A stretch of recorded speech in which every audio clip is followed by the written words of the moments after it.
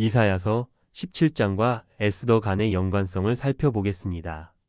두 본문은 서로 다른 배경과 주제를 가지고 있지만 성경 전체의 메시지와 하나님의 섭리에 대한 깊은 통찰을 제공하며 신학적 맥락에서 몇 가지 연결점을 찾을 수 있습니다. 즉, 이사야의 예언이 에스더서의 역사적 사건과 연결되어 하나님의 뜻이 이루어지는 과정을 보여줍니다. 다음은 두 본문 간의 개요와 연관성을 살펴보겠습니다. 이사야 17장 주제. 이사야서 17장은 다메섹과 아람에 대한 심판을 다루고 있습니다.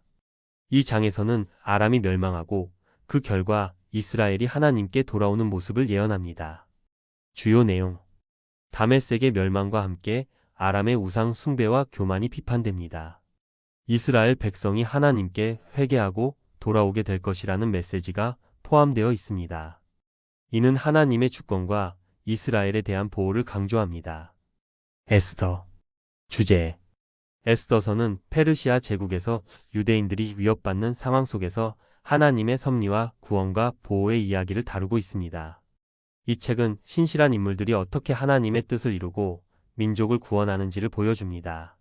주요 내용. 에스더서는 페르시아 제국의 왕 아하수에로 통치 시기에 왕비 와스티를 폐위하고 에스더가 다시 왕비로 간택되며 하만의 음모로 유대인들은 멸망의 위험에서 에스더의 용기로 유대인들은 구원을 얻고 그들은 기념일인 불임절을 제정하여 매년 이 사건을 기념합니다. 이사야 17장과 에스더의 연관성. 이스라엘의 안정과 회복.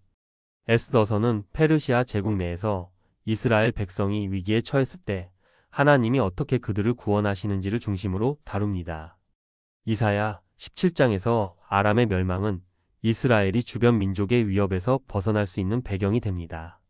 두 본문 모두 이스라엘의 안정과 회복을 강조하며 하나님의 개입이 그 과정에서 얼마나 중요한지를 보여줍니다. 하나님의 주권. 이사야 17장은 하나님이 아람을 심판하시는 모습을 통해 그의 주권을 강조합니다. 에스더에서도 하나님은 보이지 않게 역사하시며 결국 이스라엘을 구원하십니다. 두 본문 모두 하나님의 계획이 어떻게 이행되는지를 보여주며 이스라엘이 하나님을 신뢰해야 한다는 메시지를 전달합니다. 위기와 구원. 이사야 17장은 아람의 멸망을 통해 이스라엘의 회복을 예고합니다.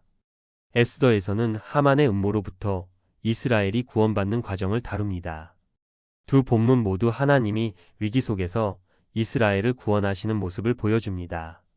이사야서에서는 외부의 적에 대한 심판을, 에스더에서는 내부의 음모에 대한 구원을 강조합니다. 결론. 이사야 17장과 에스더는 이스라엘의 안정과 회복, 하나님의 주권, 그리고 위기 속에서의 구원을 다루며 서로 연결됩니다. 두 본문은 하나님이 그의 백성을 어떻게 보호하고 회복시키시는지를 보여주는 중요한 연관성을 형성합니다.